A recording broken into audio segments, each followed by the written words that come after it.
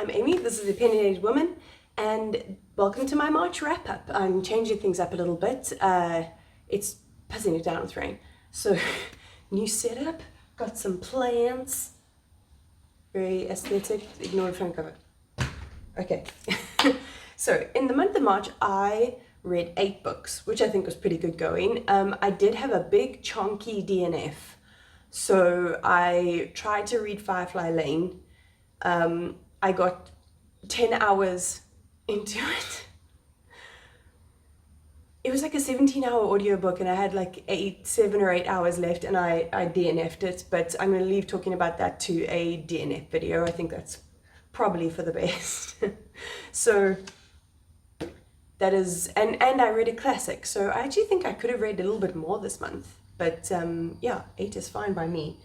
So I started off the month by reading Kim Jong-un 1982 by Cho-nam, translated by Jamie Park. So this is a very interesting translated Korean novel about a woman called Jiyoung, and she initially has to, like at the beginning of the story, her husband is worrying about her behavior, so he sends her to the psychologist.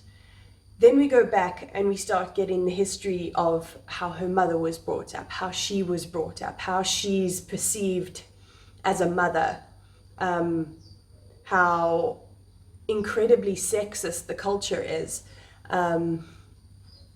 like not hiring women because they're going to, you know, like it's almost like women's destiny to go off and make children and things like that. And it's such a short read, but it had me so gripped, and then right at the end, it freaking hits you in the chest with this, oh, there was a fresh tattoo.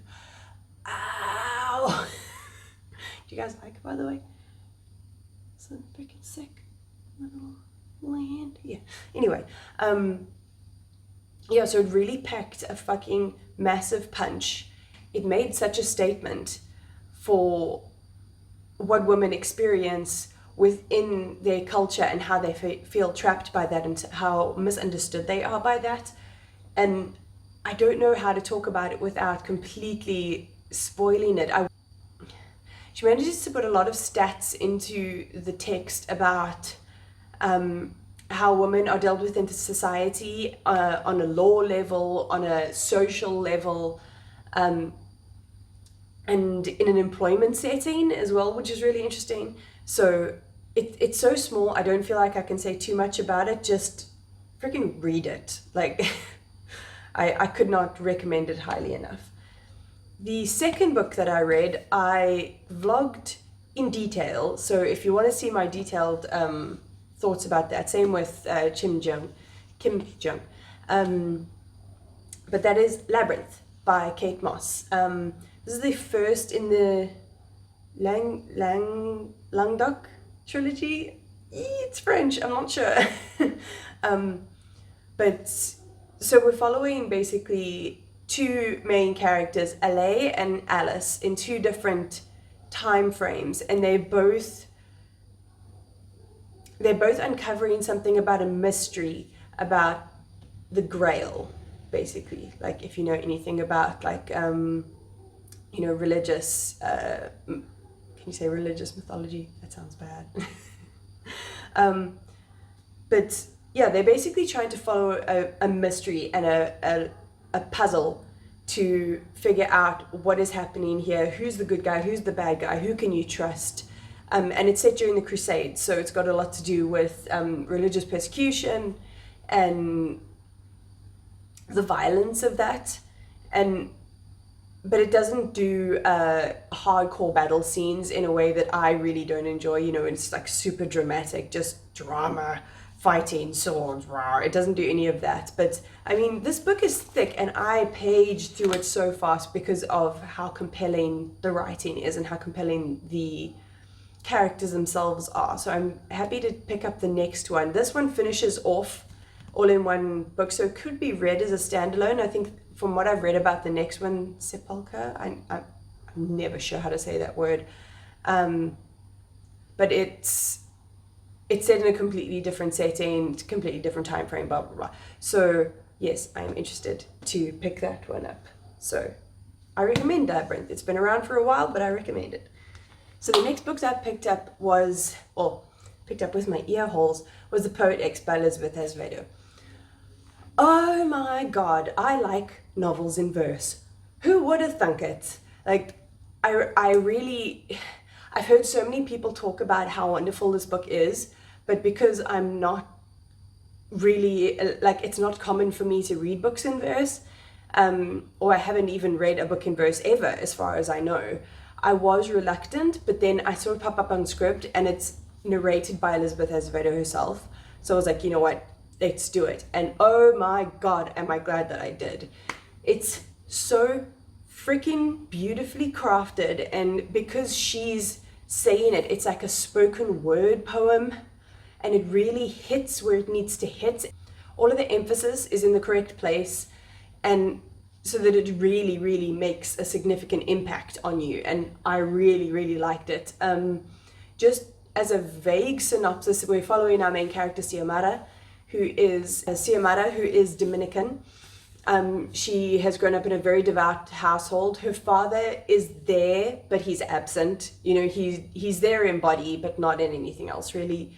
And she's very constricted by the religion that she's brought up in, and the severity of her mother and her mother's expression of her own faith.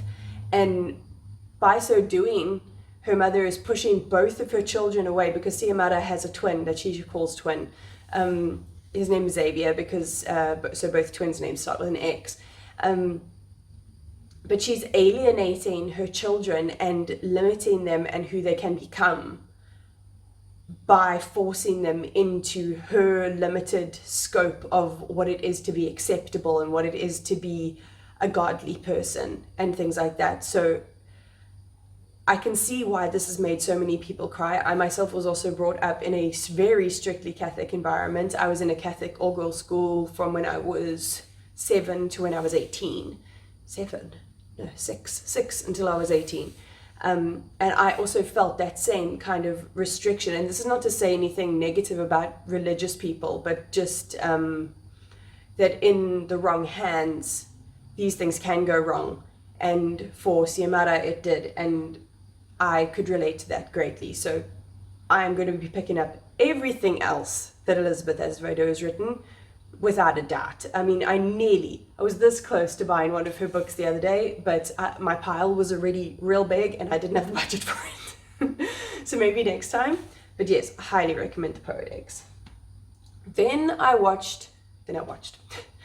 read Their Eyes Were Watching God by Zora and Neale Hurston.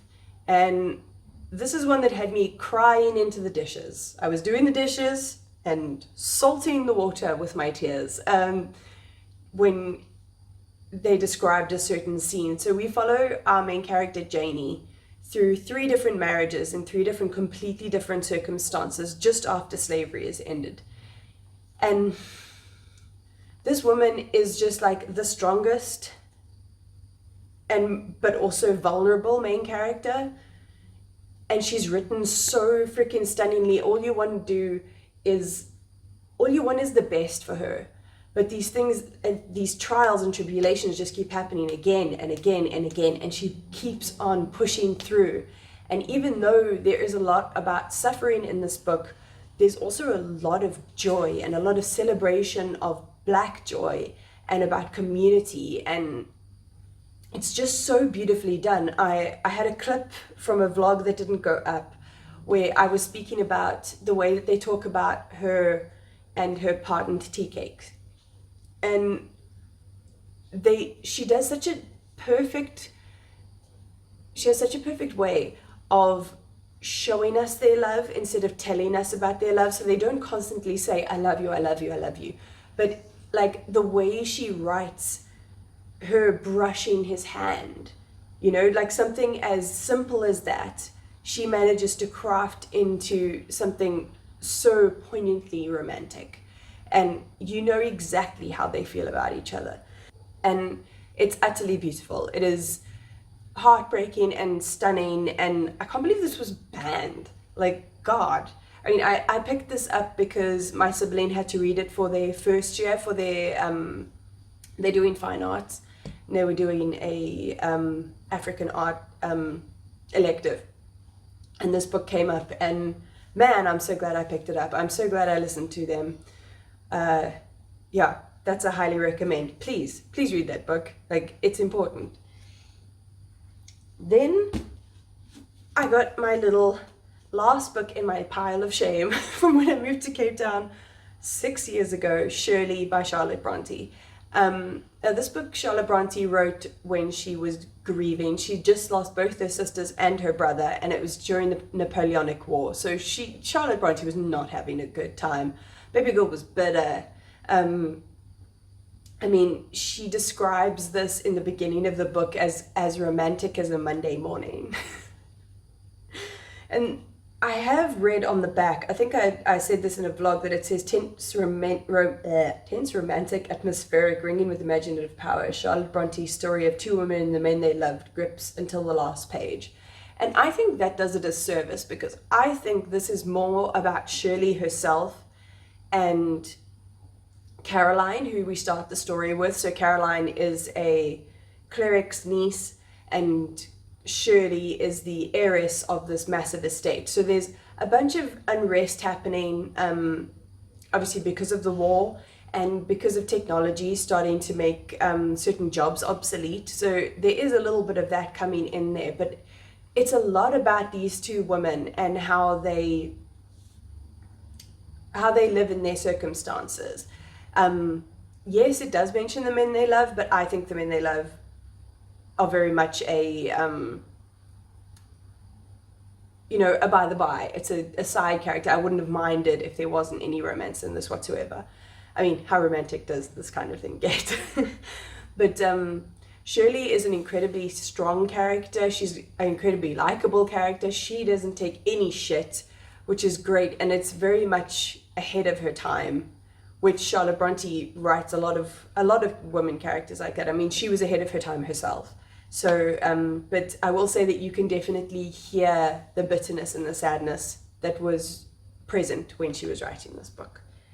But I'm glad to have read these now. I think I've read everything that Charlotte Bronte has written now, as far as I know. Yeah.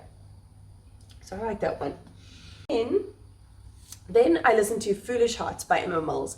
So I went into this thinking it was a sapphic romance, and I was wrong about that, because lots of people raved about this book, and I mean, it's cute as hell. It is. I really enjoyed it. I did like it a lot, but it's I don't think it's as revolutionary as so many people see. Maybe they weren't saying that. Maybe I'm just putting words into people's mouths. So basically, at the beginning of the novel, our main character Claudia is in the bathrooms, and she hears two people come in, and it's Paige and Iris, and they are like the it couple of the high school, and she hears them break up.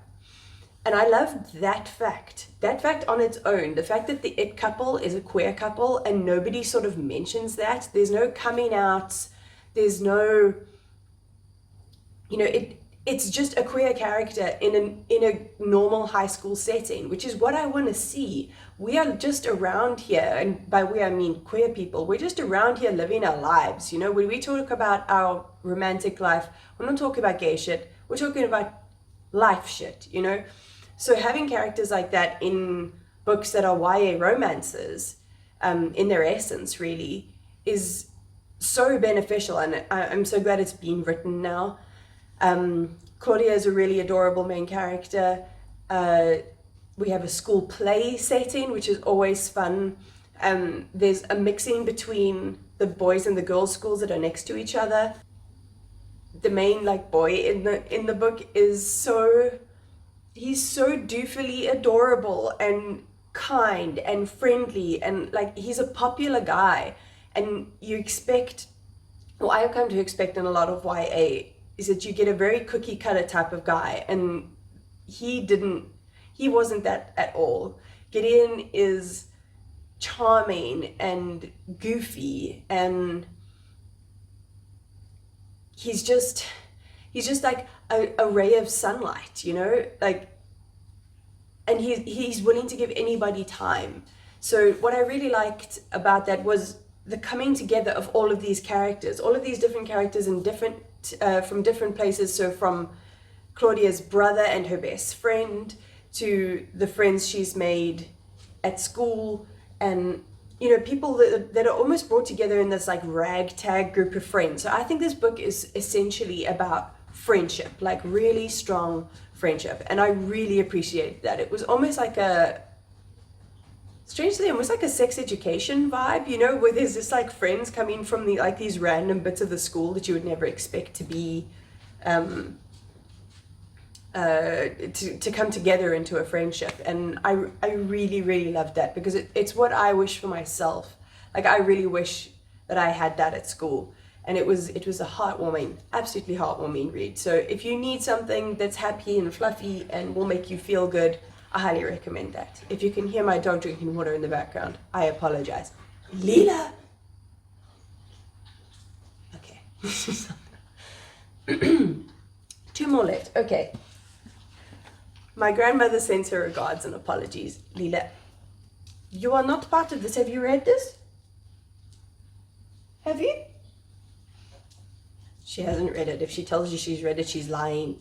So this seems to have another title. My grandmother says to tell you she's sorry, is what I found on Storygraph. Oh, by the way, I'm doing a video on Storygraph. It might be up by now. If it is, I'll link it down below. But Goodreads is gone. Storygraph is in. Hugo, I swear. So this is about... We start this off with Elsa and her grandmother in the police station, because her grandmother has escaped from the hospital. This is not a spoiler. It's literally in the first couple of pages. She's escaped from the hospital. She's broken into the zoo. And she's thrown shit at the policeman that came to arrest her. She shoots people with paintball guns out of her window. Very eccentric woman, absolutely eccentric. And this book had me laughing out loud. It was so freaking hilarious. And I think Backman is really good at... He's very good at talking about complex relationships, like from...